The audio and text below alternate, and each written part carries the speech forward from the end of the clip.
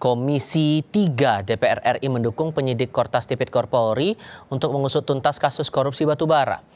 Menurut anggota Komisi 3 DPR fraksi Partai Golkar Sudesan Tantra, semua pihak yang terlibat harus bertanggung jawab di hadapan hukum. Komisi 3 DPR juga meminta aparat penegak hukum dalam hal ini Polri dan Kejaksaan serta TNI tetap solid.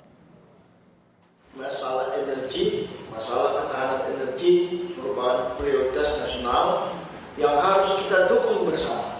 Oleh karena itu sekali lagi kami menghimbau kepada TNI Polri untuk solid, termasuk jaksa solid di belakang penyidik Kortas Tipikor untuk bagaimana mengungkap perkara ini seterang-terangnya, sejelas-jelasnya dan memberikan informasi kepada masyarakat dan menghukum pelakunya seberat-beratnya.